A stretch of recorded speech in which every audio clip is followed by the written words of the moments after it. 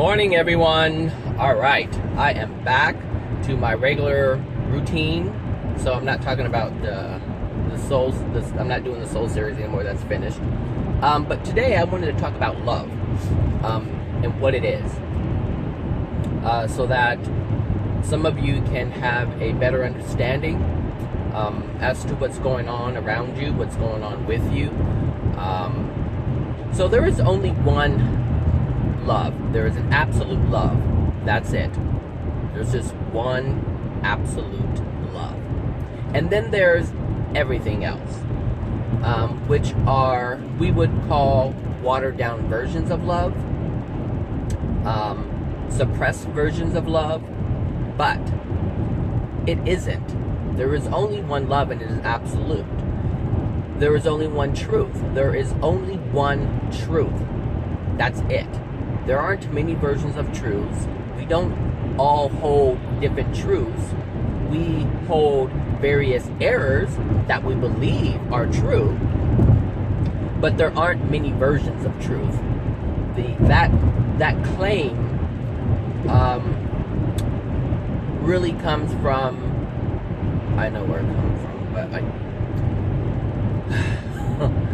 these entities that are coming through, that are delivering this message that there are various truths, there aren't.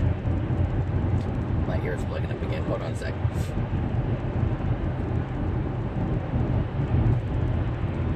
Okay. There aren't various truths. Everyone doesn't hold their own personal truth. They believe that it's true, but it's an error. There's only one truth. Only one. And there's only one love. And it's an absolute love, just like there's an absolute truth. And then everything else is basically a lie of various, I don't want to say degrees, but I guess various levels. No, that's not a good one either. They're errors that wear different clothing, I should say. So it looks different, but they're all untruths. So what most of us hold are untruths, disguised or cloaked as something else. And the reason why it's able to do that is because of our understanding of what love is.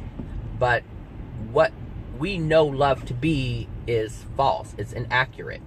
So it's either you're loving or you're not. And if you're not loving, then that means that you are in error. And I guess degrees would be the best word. So there's varying degrees, but that's not right, because it's a lie, but it's wearing different clothing, and so it looks like it's something else when it's really not. So for instance, let's take a man who buys his woman, I shouldn't say his woman, because some people are like, I'm not owned by any man. No man owns a woman. What I mean is a girlfriend or a wife, or whomever. So let's say he buys her chocolates for Valentine's Day. Now, this Valentine's Day thing really isn't based on love. We call it acts of love when we give this to, whether it's chocolates or a dinner or whatever it is. If these things aren't done on a regular basis, and it's only done on a particular day, there's a motivation behind the action. So someone who buys chocolates on Valentine's Day is motivated to do it because it's something that's accepted. And if you don't do it, then you're considered unloving, you're considered uncaring. And a lot of men have this pressure where they're like, oh, I forgot, or it's coming up, or I have to get flowers, or my wife is going to be angry, or she's going to be sad, or I'm not going to hear the end of it. So all of these acts that are done by a lot of these men are motivated by fear. Fear of something happening that they don't want to experience. Well, that's not love, because love isn't motivated by fear. Love is motivated by love. And so there's an authentic signature to love. And this is how you know if it's present or not. If you feel motivated to do something that we would consider loving, so if you are motivated to feed a homeless man, you have to look at why you're feeding the homeless man.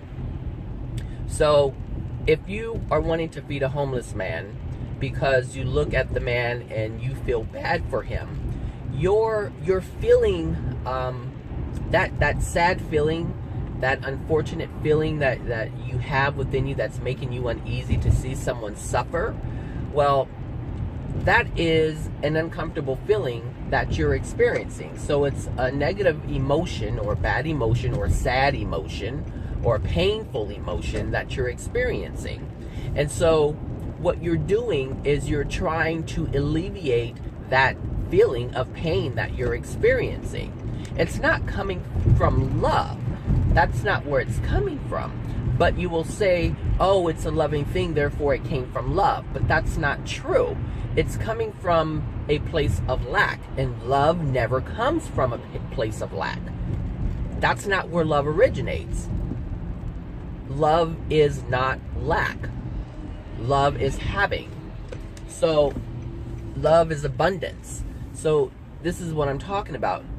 When we look at why we do things, most of what we do doesn't stem from love at all. It's from an error, but it's cloaked in something else. It's wearing clothes. But the only reason why it can be cloaked as such is because of our understanding of what love is. Well, let's talk about, or let me talk about, what absolute love looks like. So absolute love is freedom. Absolute love is honoring someone else and their beliefs totally, 100%. Love is honoring the free will of someone. Now, this one's very important. The free will thing, most people don't understand the whole free will thing. And this is the difference between our versions of love that really aren't love and God's version of love, which is absolute love. So God honors or the Creator honors, or source, whatever you want to call it, honors our free will. So when people say, why doesn't God intervene and help us out of this mess that we're in on this planet? Well, God is honoring our free will. It is our free will that put us in this position to begin with. So God is continuing to honor our free will, saying, do what you will. I give you complete freedom to do as you will. So it's not about why won't God come down and this is how people look at it, come down to fix the world. But the thing is, the world is made up of billions of people, billions of souls with free will. So what you're saying is, why won't God come down and take away people's free will? That's what you're saying. But God can't do that because God is absolute love. God is not going to take anything away from you. You have that option to live in love, in harmony with love, I should say, or live out of harmony with love. This is the choice that we have. This is our free will that we have, that was given to us, that remains intact. So God doesn't renege on anything. God has never reneged on anything. What we have done is used our free will to do all types of things that are harmful to ourselves and harmful to others. But this is the free will choice. Now, we love our freedom, we want our freedom, but at the same time, what you're saying is take our freedom away. And this is a contradiction. So you don't want your freedom taken away, but yet some people expect, I don't want to say you, because I don't know if this is whoever is listening is your thought or not, but it is a general belief that, God should come down and fix this mess. But God can't do that without violating his own gift, his own law of free will. So what you're saying is you want God to be okay, good. You want God to be unloving and take away something that he has given you. A gift that he has given you, you want it snatched away, but at the same time you want your freedom. So you can't have both at the same time. And you're not going to get both, because that would mean that God would have to be unloving at some point, and God will not do that. We do that. We say I love you to people, and we say I love you, and then we turn around and say, oh, you're a stupid bitch. You know, so we operate differently than God operates, and there's a reason for that. God is God, and so God is perfect in every single way. We are the ones who are not paying attention to the laws. We're not paying attention to the things that we do. We don't pay attention to the rhythms that we live in, that we create. So there's a lot of things that go on, but people really have to understand what this love is. So absolute love is the benchmark. So if you are taking away anybody's free will, then you are not living in love. And so even this is where it gets really difficult, because of what we believe to be love. So let's say someone's on drugs and they're suffering, but they don't want any help. So what we do is we lock them in a facility and say, hey, clean yourself up and get clean, right? Is basically get off of the drugs. Well, this is actually a violation of free will, because this person has the free will to do whatever it is that they want to do with their life. And so we don't have the right to say to anyone else, to violate anyone else's free will by saying, hey, I'm going to take your free will away and lock you up. We really don't have that right. And when we do that, we are in violation of ourselves. So let me explain this a little bit.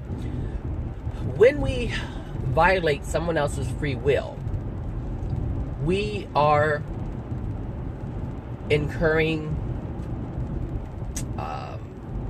penalty, I guess you can say. These are things that we're doing to someone else that is unloving, because anytime you violate someone's free will, it's an unloving act. Now we see it. We, as people on this planet, we understand. We have a certain understanding. Some people do. Not all people see it that way. But we have various levels of consciousness on this planet. But for the most part, someone will look at someone who is on drugs and believe that they are hurting themselves. And this is true. They are hurting themselves. But they have the right to do that. They have the free will to do that. We don't have any right to step into their life and say, hey, I'm going to control your life for you because you're not doing it for yourself. But what's really happening when we analyze these actions, what's really happening is we are trying to alleviate the pain that we are experiencing by watching someone else suffer. So we're not doing it out of love. Do you understand? We're not doing it because we love the person. We may believe this. We may see it this way, but this is not what's happening. If you really analyze what's going on within you as an individual, you are looking at someone who is suffering, and it hurts you. It may hurt your heart. It may make you cry. It may make you feel bad to watch someone degrade in such a manner. So what you're willing to do is take away their free will and put them in a place that makes you feel better. Do you understand? This is what's really happening. So the act of helping someone, or I shouldn't even say helping, but the act of placing someone in a drug treatment facility who is on drugs is not, if it's not of their will, then we are in violation of their free will. We are the ones who are trespassing on this soul. So we are not living in love. We are living in fear. So the action to put them in a facility is not loving at all. It's so that we can ease the pain that we are experiencing. And it's interesting because I have a family member who was on drugs for a long time. And it was very painful to see this person degrade in such a way, because what we were witnessing was a soul that was completely unaware of the damage that they were doing. But the reason why they were unaware of it is because they were in so much pain. So anyone who uses drugs, anyone who drinks alcohol to change their state of consciousness, to create an altered state of consciousness, I should say, they're in pain. And what they're doing is they're trying to alleviate this pain. But this is their free will. Just like it was their free will to engage in whatever it is that they were engaging with that caused them to have the pain. So what happens is that when they start degrading and we see that, we don't want to see that, because we know that something unloving is happening. And we don't want to witness this unloving act. So, or the results.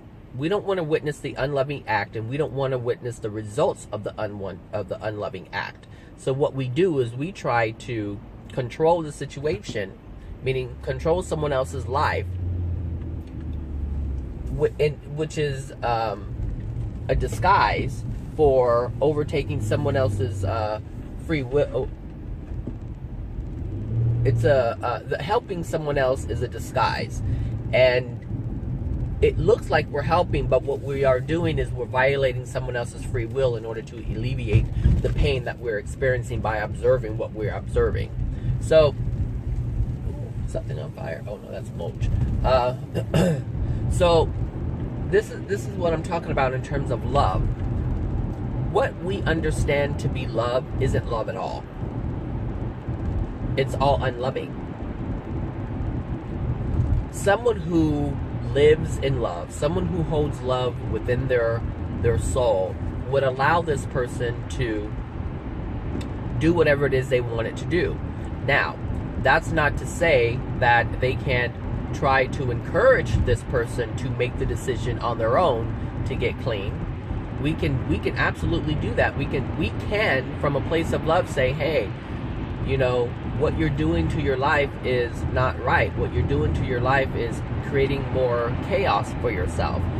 And I understand that you're hurting. I understand that you're in pain. But in order to deal with that pain, you have to be conscious. You have to be clear-headed. You have to have a clear mind in order to deal with some of these things that you're trying to suppress. So yeah, we can do that in love because we have an understanding as to what's going on with this person. Now, we are not forcing them, and we're not twisting things to convince them to do something that they don't want to do. But at some point, if they're ready to do it, they will do it on their own. They will say, you know what, I agree, I can see it, but I don't know how to stop. Will you help me? Of course, at that point, yes, I can help you. You drive them to the facility if you want to. You can do a family intervention. Now, people have these family interventions, but they go in with a mindset of trying to change the situation, take control of it, and they're willing to impede upon someone else's free will in order to achieve that. Now, if this is the case, this shouldn't be done at all. If you're not going to do it in love, meaning if you're not going to honor the free will of the person, then you shouldn't attempt this at all, because you're only going to hurt yourself in the end. Meaning, on a soul level, you're going to pay for this. This is what is considered karma. So you are accumulating karma. Anything that you do that is unloving is karma, and you have to pay that back. Meaning, there's the law of compensation that will balance this out. And so you will then have experiences where people are going to take away your free will, and you're not going to like it. And this is the whole point. This is what the law of compensation is. It's not to punish you, but it's to show you what you have done. And so anytime that anyone takes away your free will, then it's because you have done that to someone else in the past. So it's really important that you understand what's going on, what true love is, and that is honoring all of the universal laws. And free will is a huge one. Are created in love. All laws are designed to get the soul back into love, and they're not to punish you. There's nothing punishing about these laws.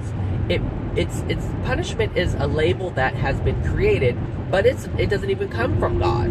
It's something that we human beings have created, or we have been given by other beings who are also unloving, who gave us this definition, and it doesn't apply. It's not real.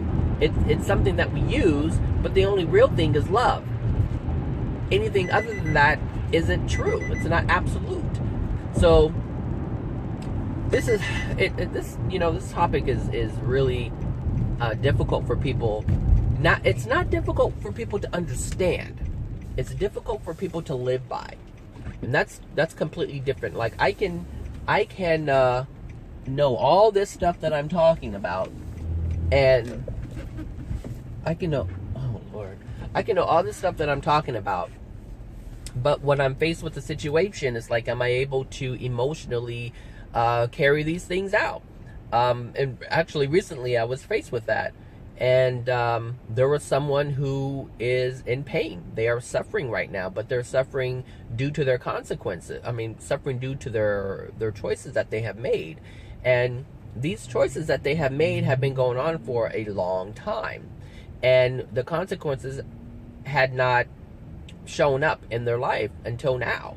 And now they're suffering, and now they're trying to get out of it. And so what they're doing is they're asking people to alleviate the pain that they're experiencing. But the thing is, the pain that they're experiencing, I started to experience when they started bringing it to my attention. So I was feeling some kind of way about it. I was like, wow, this, it's really sad, and it hurts that someone is suffering like this that's close to me. But I understand, Zachary Bradley, understand why these things are happening. Now, these are, this is the law of compensation doing its thing. So what's happening is this person is interacting with these universal laws.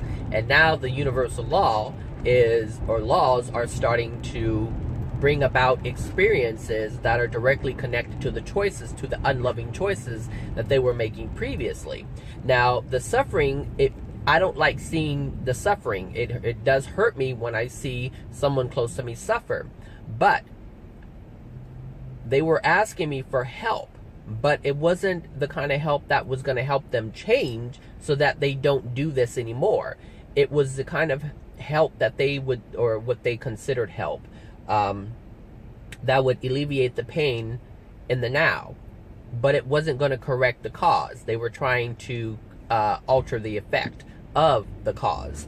And so I had to step back and release this feeling of sadness and understand what was going on. Understand that this person has utilized their free will to make choices and take actions that were unloving to themselves and to others. And now the consequence of that is that they're going to feel what they have put out there. So you get back what you put out. And so if I stop this process, if I intervene in this process of this soul's interaction with the universal laws, I then start incurring my own cause and effect.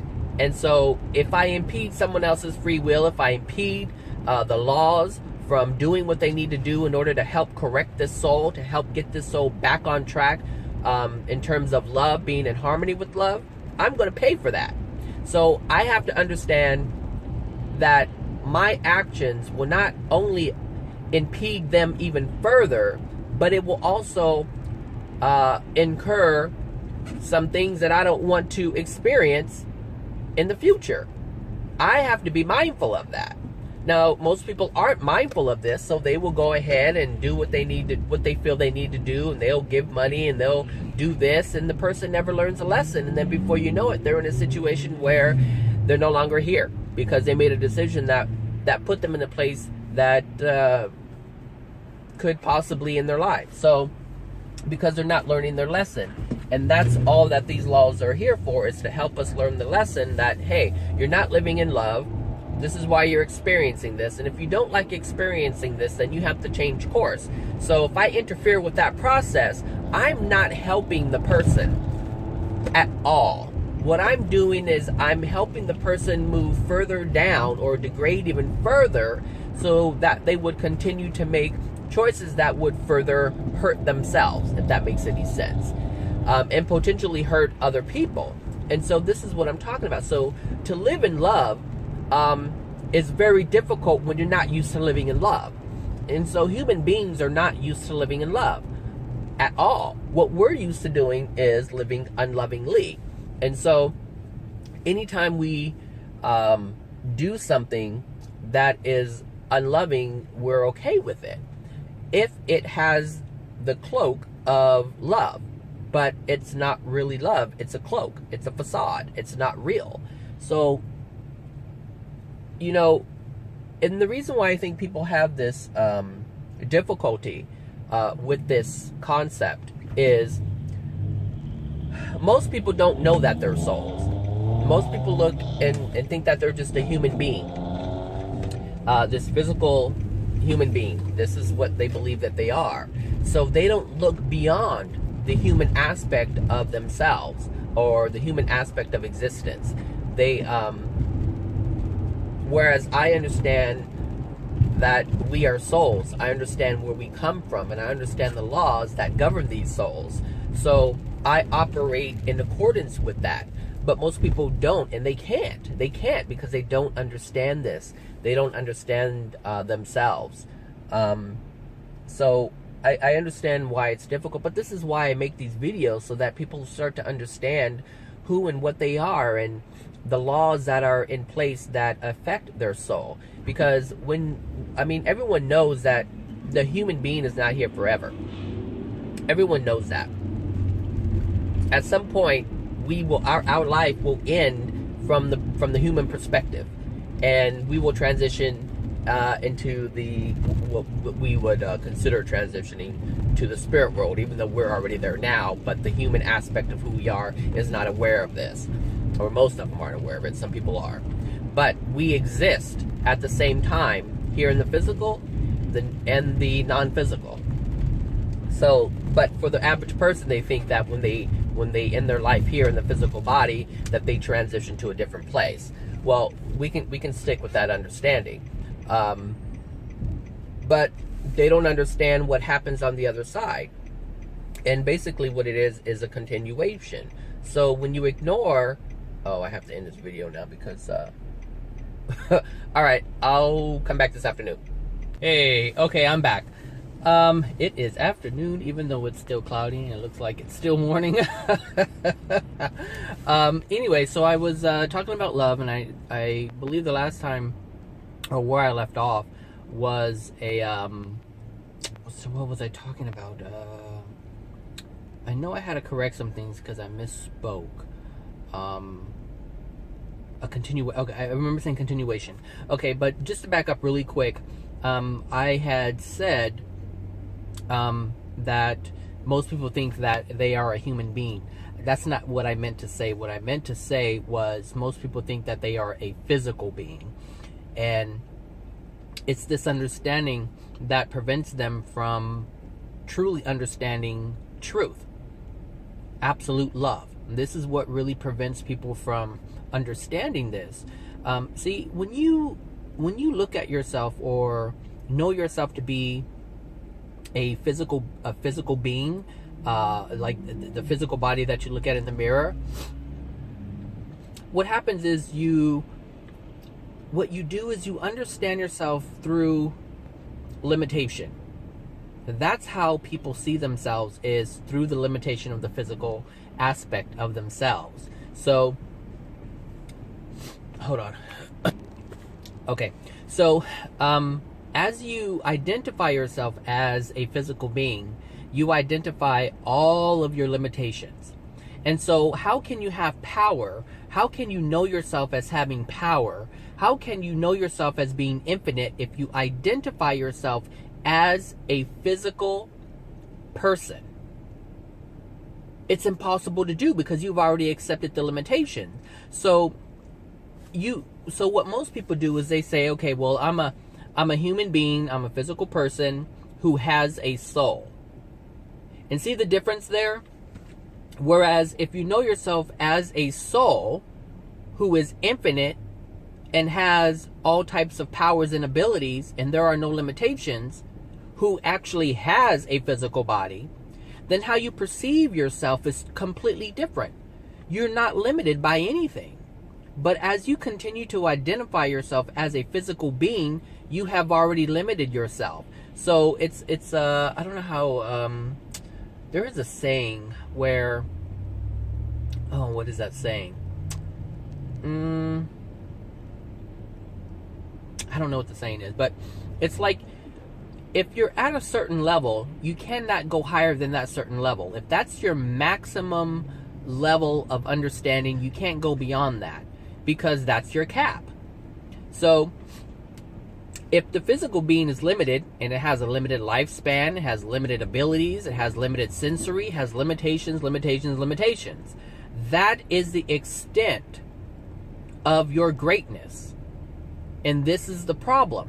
People look in the mirror and identify themselves as a physical human being.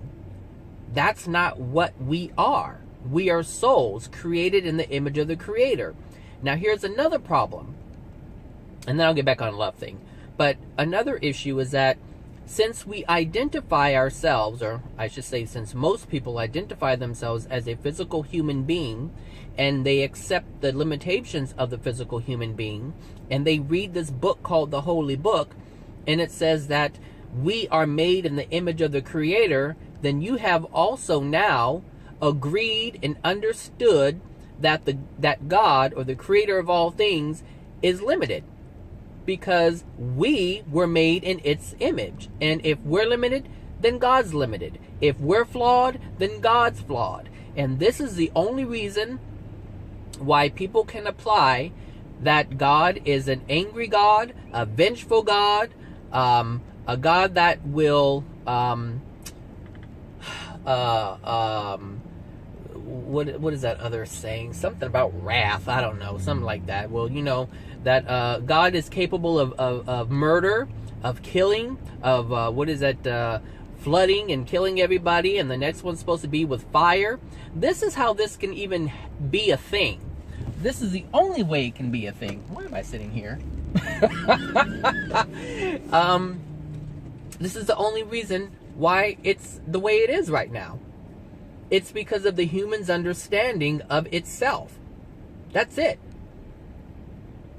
Everyone's limitation, or everyone's level of consciousness, is based on the understanding of themselves.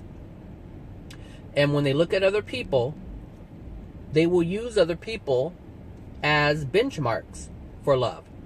Oh, that person did this? That's loving? Okay, well, that's what love is. No, no, no, no, no. God, the Creator of all things, Source, is the benchmark for love.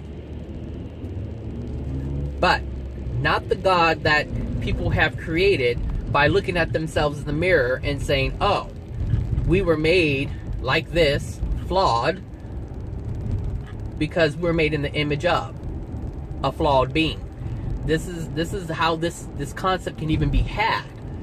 So if you knew yourself as a powerful, magnificent, infinite soul, then you would understand that, oh, if I am this, and I was made in the image of, then the Creator must be magnificent, infinite, powerful, etc. So this is the difference between an absolute love, which is, or I should say the benchmark of absolute love, and man's version of what love is. Man's version of absolute love. You understand? So our version, human or man's version, I should say, version of love is not that of the Creator. It can't be. Impossible. Impossible. So this is how you understand the difference, or how you can know what love is. You use God's love as the benchmark, not man's love as the benchmark. So I was talking about some things, and I wanted to talk about there's something that I had said, and I needed to talk or expand on that. I was talking about a family member, I think. Oh, I was talking about how, when I was talking about the, shoot, what was it? It was, impeding, impeding the free will of the soul. So, if we impede the free will of another soul and disallow them from interacting with the laws that have brought about a particular experience based on their actions, we would incur a penalty for doing that, because we are acting unlovingly. We would be acting unloving towards the other person. One, because we are in direct violation of the universal laws that are at play that we are all governed by. All of these laws that are in place, all these universal laws, I should say, not man's laws, all these universal laws are in place because they are all designed to bring us back to, or bring us back in harmony with love. Absolute love. Not man's version, but absolute love. So, when we... Oh, Lord, what's going on here? Oh, axle broke. Not good. So, why did I come through this way? Anyway, so all of God's laws are made or designed in love, because God is love. So everything that God creates is in love. Now, I was debating whether or not to even bring this up, but I remember this morning I had spoken about free will, and all these laws that are in place were in effect or in place before there was even life. This framework was already in place. The free will was already in place. Now, the first man and woman, Amon and Aman, were created with 6-dimensional consciousness. Not third, not fourth, but they were created in the 6th dimensional consciousness, or with 6th dimensional consciousness, I should say. Now, 6th dimensional consciousness is considered perfect man. Not angelic, not angelic, but not celestial, but perfect man. So, in one of the videos, I can't remember which one it was, but in one of the videos, I had talked about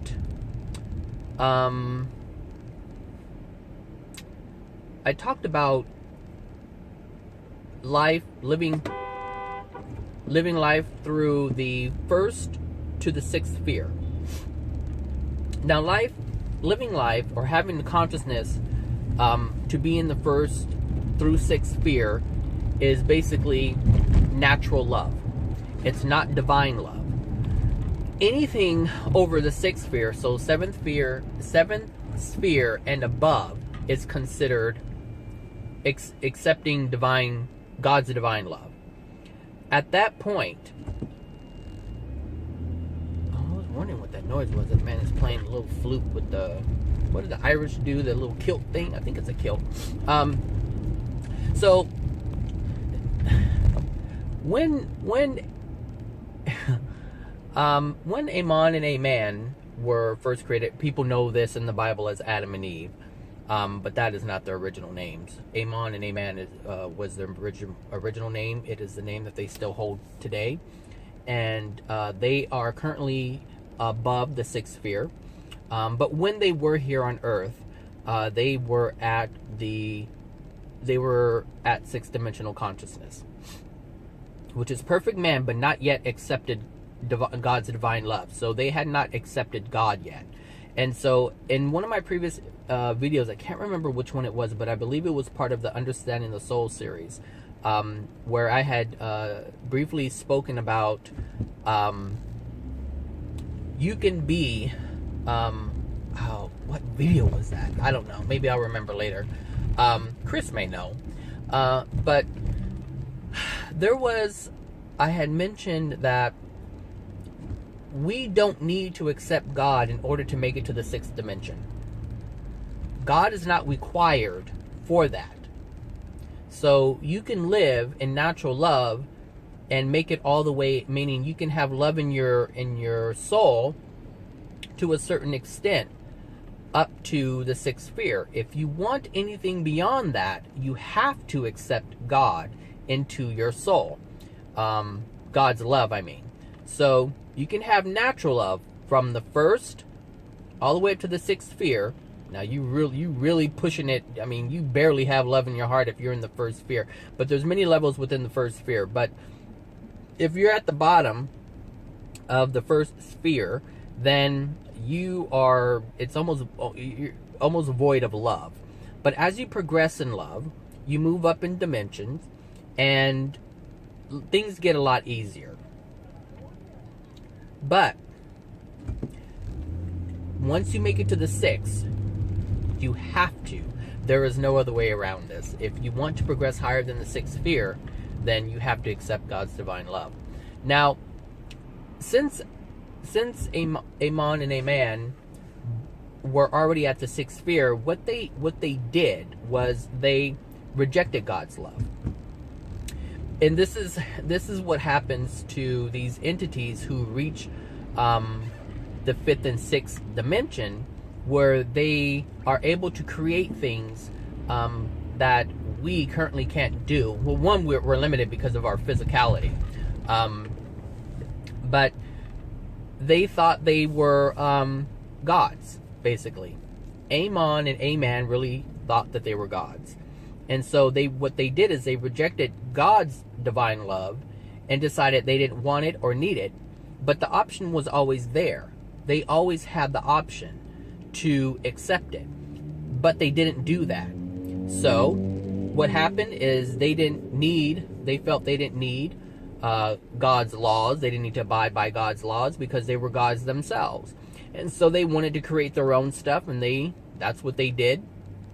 And because they were not in harmony with God's laws, and God's laws, if you're abiding by God's laws, by God's universal laws, then you will always be in harmony with love.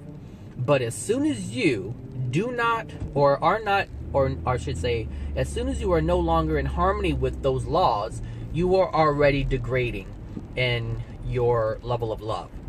And as you do this, you start creating problems for yourself. And now you're interacting with the other laws, like the law of compensation, the law of cause and effect, the law of attraction. All of these are working together and bringing you an experience that is a result of you not being in harmony with these universal laws that are in love. Anything outside of these laws are not in love. So there is absolute love, which is love, period. And then there is everything else that is not loving. So there really isn't an absolute love, because our versions of love isn't love at all. They're errors, cloaked as something else. Cloaked as love, I should say. So there really isn't a love, an absolute love. It's just love or not, basically, is what it is.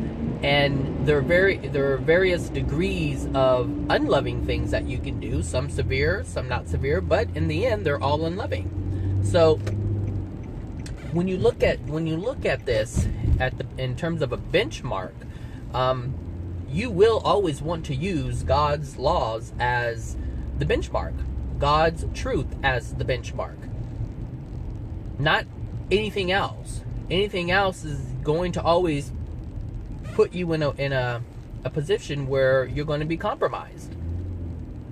That's just the way it works. So something else I'm going to talk about.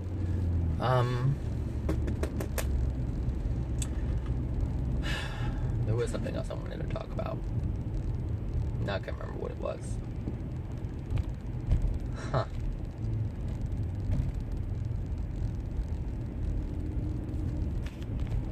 Okay. I had, before I started this afternoon video, I had talked about, you know, we are, people think that we are physical bodies and not souls. And because they don't understand this, they don't understand that when they die, not die because you really don't die, you don't ever die, but when they are released from this physical body, they think that that's it. But really what is going to happen is you're going to have a continuation of this life that you're living now. It's just not going to be in the physical form. It's going to be in the spirit world.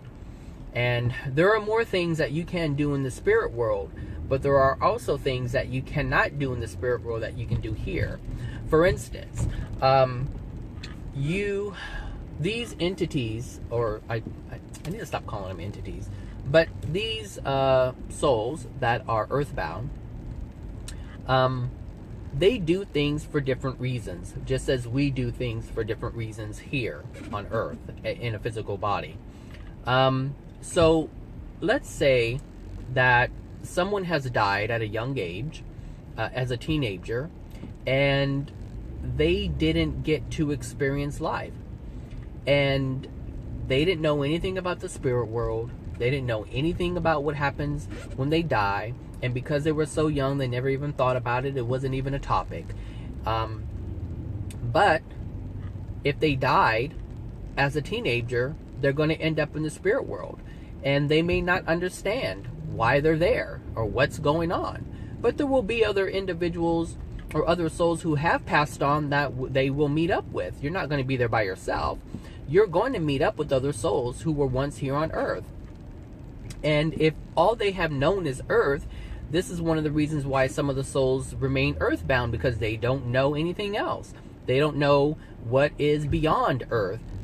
And if they're hanging around earthbound souls, some of them don't know themselves. And because people are in different levels of love within their soul, or have different, or I should say, are operating with different levels of love within their soul, this is going to determine what they know.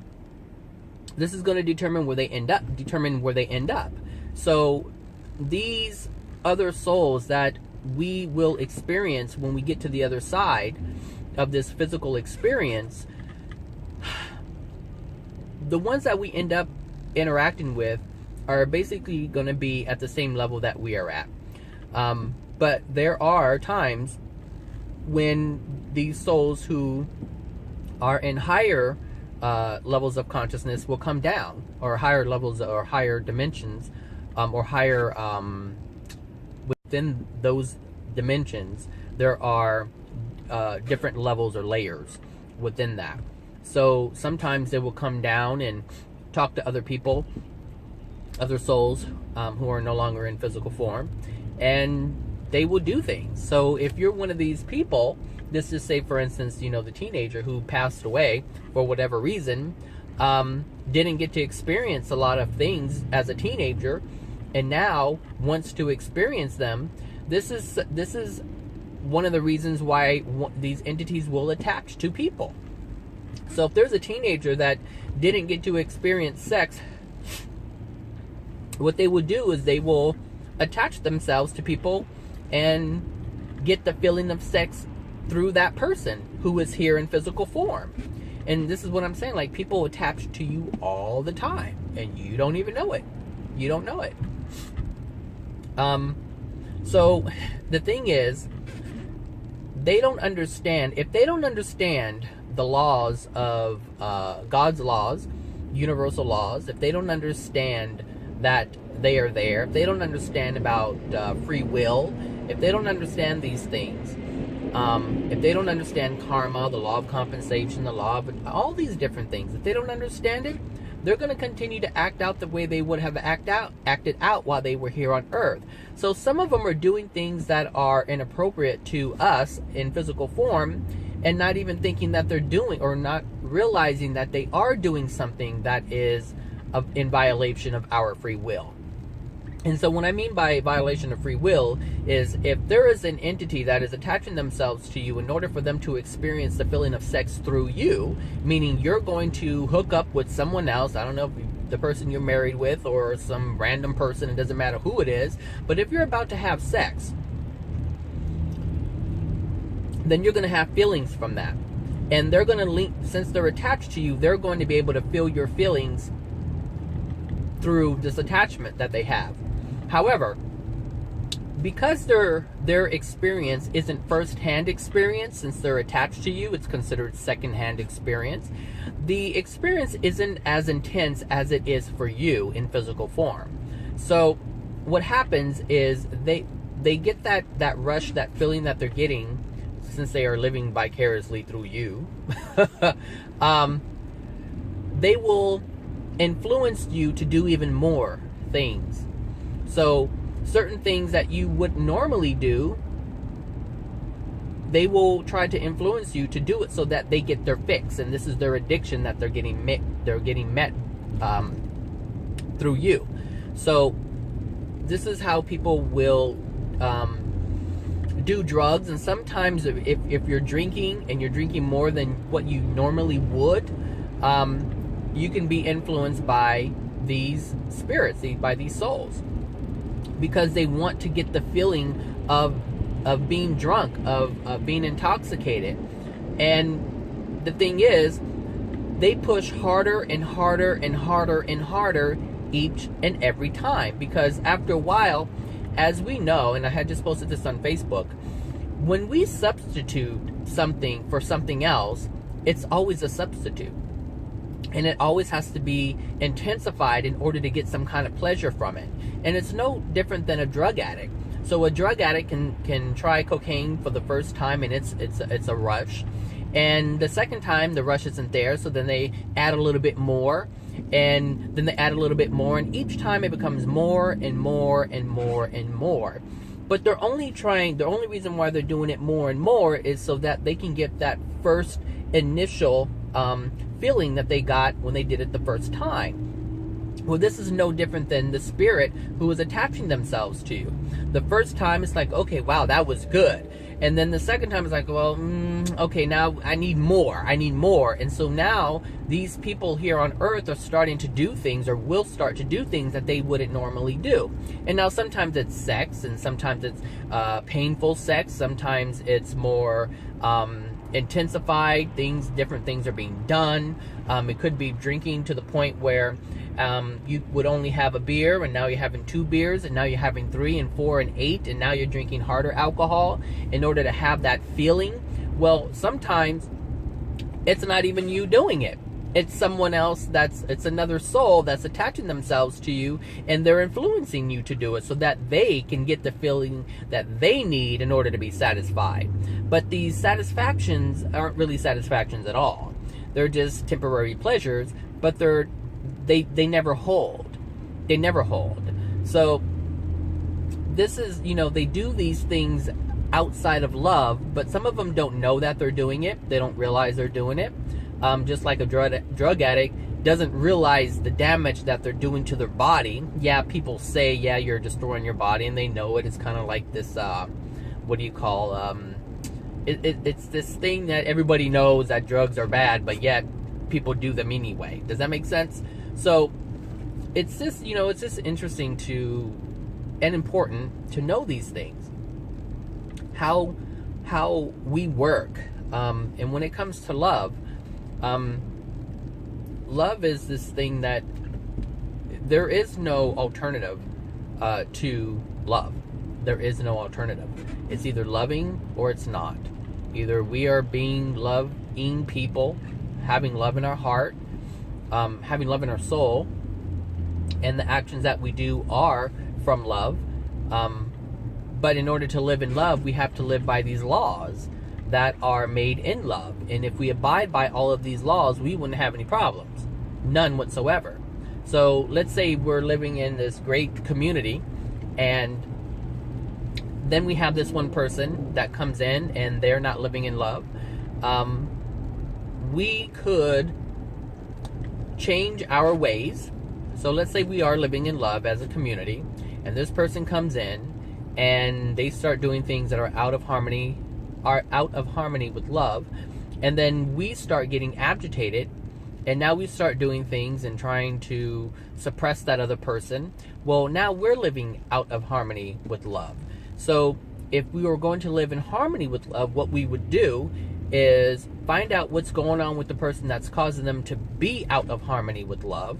Secondly, we would let that person know that, hey, this is how we operate here. This is what we're looking to do here. We've been living this way for a while, and this is what we want as a people.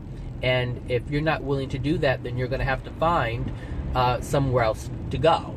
So instead of condemning the person, we just set boundaries, and boundaries are okay because we're not violating anybody's free will. We're saying, hey, this is our free will to live this way, and you're not wanting to live this way, so you have to go somewhere else. And if you ever change and you want to live the way that we're living, then sure, come on back. Very simple. But what most people do is they try to force others to conform. And this is a violation. They try to force them to conform. And they do this, we do this all the time. We try to manipulate people to do something that we think is the way to do it. Religions do this, especially organized religions. But instead of helping, instead of looking at someone and saying, hey, you're suffering, and we can, we want to help you with your suffering because this is the way to do it in love. Instead, they say, hey, you know what? You're not doing this, this, and this, so you're going to go to this bad place because you're not going to live the way that we say live. Well, now what you're doing is you're twisting stuff. You're trying to put fear in someone in order for them to live the way that you think you should live and they should live. So it's like you're forcing something that they're not cool with onto them, and that's not what free will is. You're trying to impede their free will. Like, if they want to live the way they want to live, then that's okay. You don't have to be a part of it, but you don't have to condemn them for it either. And speaking of condemnation, there was this individual on Facebook, and they were posting this, it was, I don't know what it was, a snake and a unicorn. And the caption was like, it was a snake wearing a unicorn head or something. And basically it was saying that this is what some of these light workers are prancing around as if they're unicorns, but they're really snakes. So meaning they're bad, evil people, right? So, but the person who was saying it was claiming to be a light worker. Now, if you're a light worker, you're not going to condemn anyone. If that's what, if this whole light worker term is whatever it is. So if you're going to claim that you're a light worker, then as a light worker, you wouldn't condemn someone for not being a light worker, or you wouldn't condemn someone for claiming to be a light worker and not being a light worker. But here's the thing.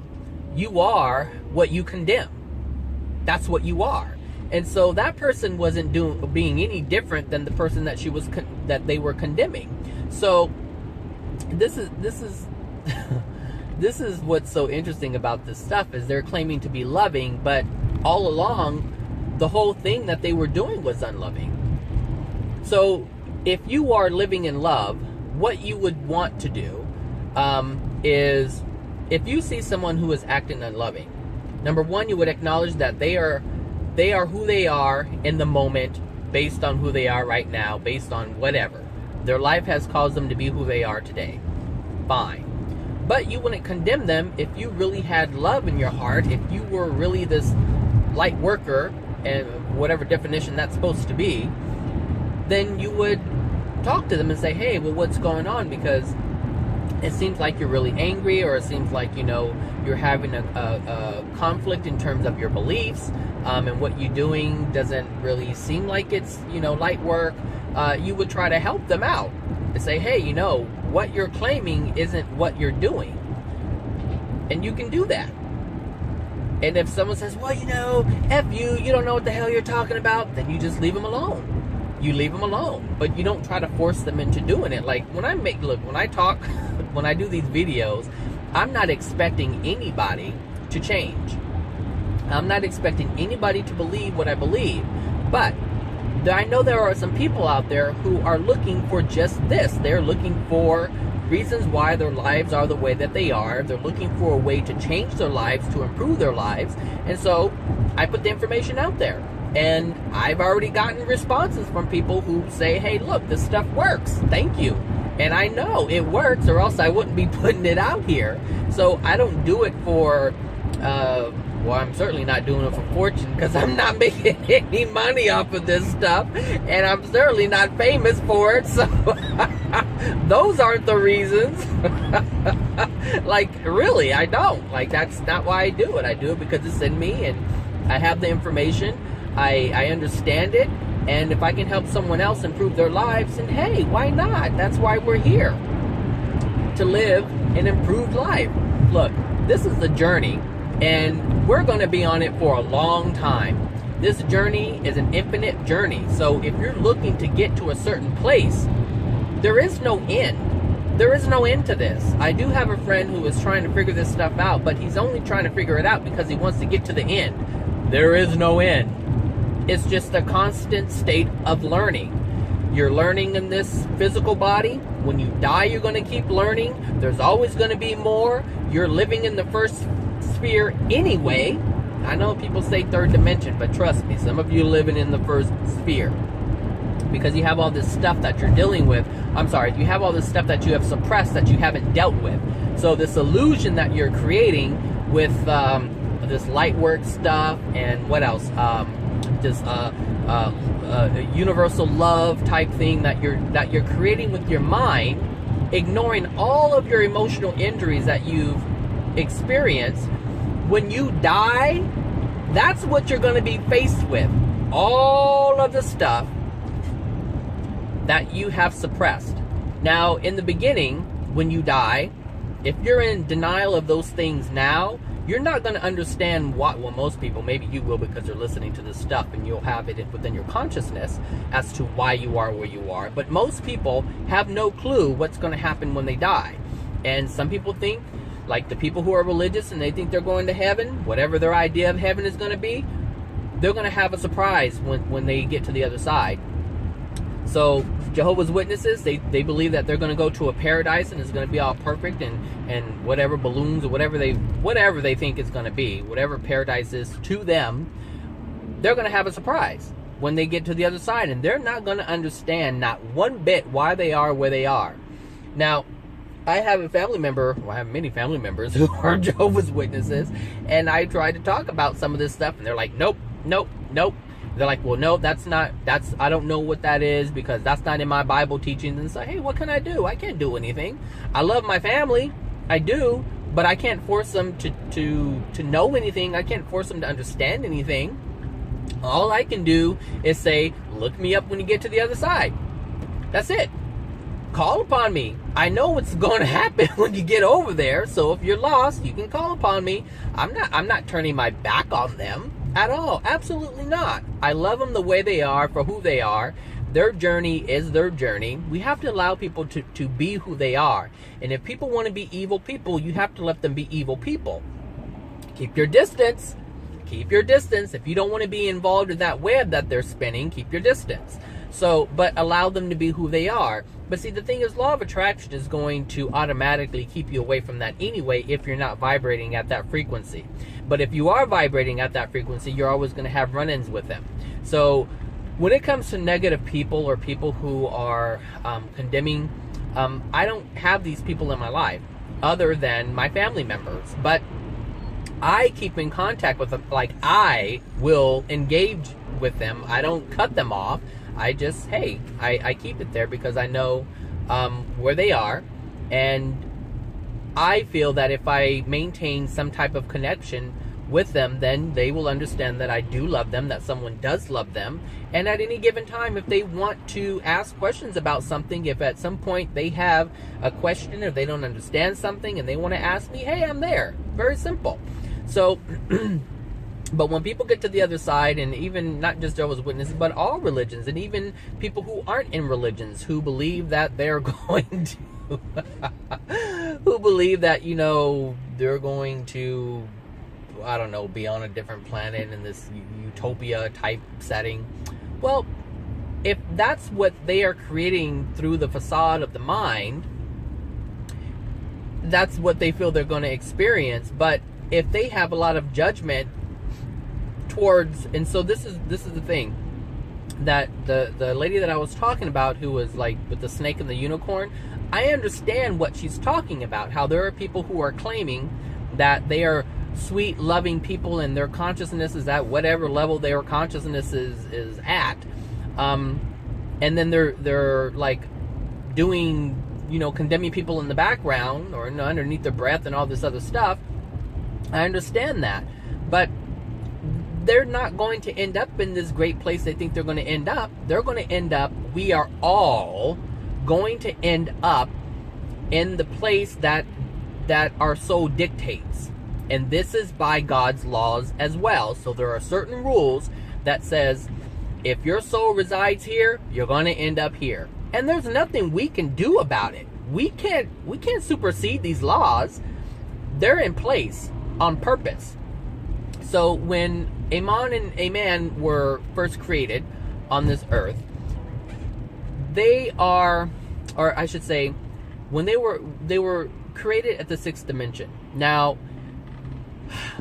the 5th dimension didn't even exist. They did not exist yet for them. So what happened is, as they degraded, it was created. And as they moved down further, as they degraded in their soul condition, the 4th, the 3rd, all these, and not just them, but if other people degraded below them, then a new sphere was created. And there are certain levels within these spheres. So we create, when the term is used, or when the term co-creator is used, this is what it means, because we are literally creating. So right now there are 36 dimensions currently. And if there is a being that is at the 36th dimension and they move to a higher, or they excel, or they improve their soul condition, a 37th sphere will be created. We are creating all the time. This is what we do.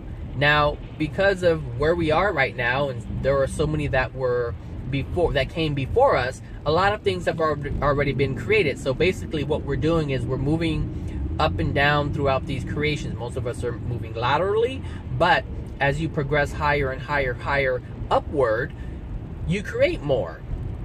That's what you do. You just create more. You create something that wasn't there. So, and if you listen to Abraham Hicks kind of talks about this, where you are expanding.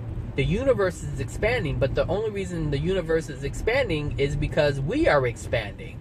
So it's in your best interest. I mean, that's the whole goal, is to expand upward. You want to expand. You want to be open. You don't want to be closed, because when you're closed, you don't expand. When you're closed down, you don't allow anything new to come in, and then you don't have anything new to work with. Therefore, you don't have any kind of expansion or room to expand. I should say, you don't have anything within your consciousness that's going to create something new. So this is how it works. Anyway, I have went way off of love, but when we're talking about the Creator, when we're talking about divine, anything, we are talking about love, because that's what the Creator is, love. Everything that the Creator has made is in love. All the rules are, all the universal laws are in love. Our soul in love. And so if you follow these universal laws, then it will always bring you into alignment with love. That's guaranteed. Guaranteed. If you follow these laws, it's guaranteed. If you allow yourself to live by these laws, follow honor the people's free will, don't trespass, don't try to impede, don't try to do anything to prevent another soul from doing something, you're on track. Now that's huge. That is huge. Not everybody can do that. But I mean, the stuff that I'm talking about is it's geared towards divine love, not natural love. Natural love is not something that I'm even interested in. I know what it is, and yes, you can. This is okay. So let me put this in there. This is one of the reasons why some people cannot listen to what I'm talking about, because it's too much for them. Just the idea of talking about some of these laws, they can't do it. When I was talking about obeying free will, how many people will allow someone to suffer? They can't do it. They feel it's unloving. They really feel it's unloving, but that's natural love, which is an error. I mean, hey, it's a way of life, but it is not of absolute love. It's not absolute truth. So there are limitations, and this is what keeps this cycle going with humanity, is they don't understand absolute love. They're looking at natural love, and which is man's creation of love, or version of love, or definition of love. Yeah, I'll stick with that. They can't. They don't. You know, it's hard. Even for me, when I was talking about the family member who's suffering, it was like I was like, I didn't want them to suffer, but I had to recognize that is my feeling of uncomfortability that I was experiencing. I felt uncomfortable watching someone else suffer, and so if I helped this person out the way they wanted me to help them out, I wouldn't have been helping them. Now, this is the thing, like, that's already in my consciousness. I already know this.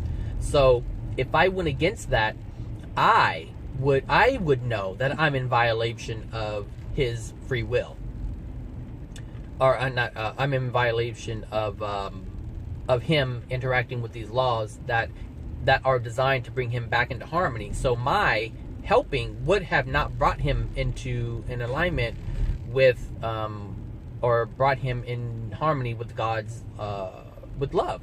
It wouldn't have done that at all. I would have just prolonged it, meaning I would just help him to suffer. Now, I'm not saying that there isn't someone else out there that may help him, because he may call upon someone else and they help him the way that he wanted to be helped. Well, that can happen too, but it's not my doing. That's what's important, is what I'm doing with my life. Am I using my will to impede upon someone else's free will? That's what's important. It's not about what anybody else is doing. That's their deal. That's their situation that they have to work out between themselves. And when we get to the spirit world, I don't want any part of that. That's not what I want to. That's not what I want to deal with when I get over there. There's other things I want to do when I get back to the other side, and dealing with all that mess is not what I want to deal with. So I keep myself away from it by abiding by these laws. And if you really think about it, when you abide by these universal laws, you're living in love. Sometimes it may not feel like it, but that's only because most people don't know what love is. Does that make sense? It may not feel like you're living in love because you're watching someone suffer, but these are God's universal laws. So they are designed to put people back in love. So it's almost like interfering with the program. I'm not interfering with the program. You know, one, I don't want to interact with the program like that. Right? That's not what I want. Because that's what's happening, is they are interacting with the program that has been set.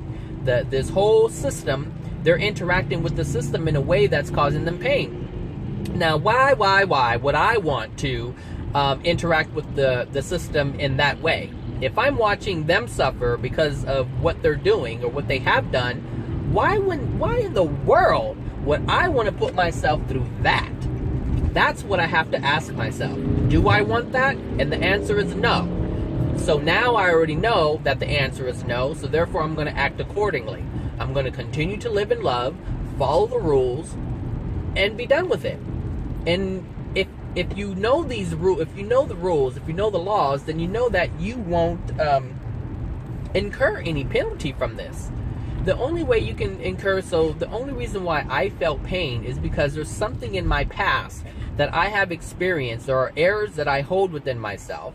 And this comes from dealing with a similar situation when I was growing up. Well, I had learned when someone is suffering in this way that you have to do something. You have to help them out. They're hungry. You have to do this. You have to do that. You have to give. You have to, if they're homeless, you have to give them shelter. You have to do all these different things. But this is an error.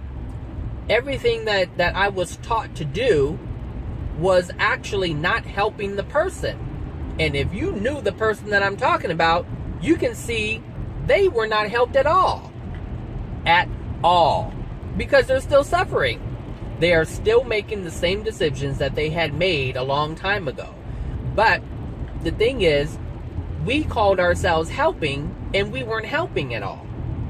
So now this person is, I don't know how old, like close to their deathbed, basically. Not that close, but they're older, and the same thing is happening because they never learned. And the thing is, now they've become accustomed to asking other people to help them in a way that's not helping them. So they're looking for people to bail them out, and they're not learning anything in the process. And I was part of that. Like growing up, I was part of that because that's how I was taught. But I didn't know any better. And neither did the person who taught me this is the way you handle that situation. Now, it's very common when someone is suffering, especially when it's drugs, that you just do whatever you can to help them because they're suffering, to alleviate the pain. That's what we are trained to do. That is the biggest mistake you can make. That's the biggest mistake you can make for that person and for yourself. Because what you're doing is you're enabling them to continue doing what they're doing, and they're relying upon someone else to take away the pain that they have caused for themselves. So they learn nothing. So now when this person dies, they're really going to be lost. They are going to be so lost. It's sad. It's really sad. And so and so now we get into forgiveness and repentance. So now, I have to ask for forgiveness for the things that I've done that were unloving, that I didn't know that I was doing when I was doing it. Because even though I wasn't aware of it, I am still responsible for it. And now, even more so because I'm aware of it. So now I have to take responsibility for it. Because they were my actions. Knowingly or unknowingly. They're my actions. So, everything that you have ever done, that you know that were outside of love, you have to ask for forgiveness for that. And you have to ask for forgiveness for yourself. Because you didn't know. You can't blame yourself for that. You can't do that. That's not what you do. You don't say, "Oh my gosh, I helped ruin this person's life." No. You recognize that you made a mistake and you forgive yourself for it. And you move on. You move on. If you have to feel some kind of way about it, then you feel some kind of way about it. If you have to cry about it because you feel sad because of what happened, then you let that out. Because if that's dwelling within you, you better let that out. You better let that out. It doesn't belong in your soul. No pain belongs in your soul. None of it belongs in your soul. It's not designed for that. This is why you have to let it go. Let it go, let it go. let it go. What's that little ice lady? I don't know the name. Was it Frozen? Let it go, let it go, let it go, let it go. Anyway, so yeah, that's it. This video is entirely too long, and I hope I'm not running into the same thing that I ran into last time, where it was like too long, I couldn't even post it. So I'll end it here. But anyway, yeah. So that's that. I hope this gave you some insight into some things that you were not aware of, and hopefully it gave you clarity if you were partially aware of it. And I kind of bounced around a lot, but it's all good. I know most of this stuff people don't know about anyway, so it's not like I'm doing it for nothing. There's somebody out there who needed to hear whatever I said. All right, so remember, you are loved, and I will talk to you later. Bye now.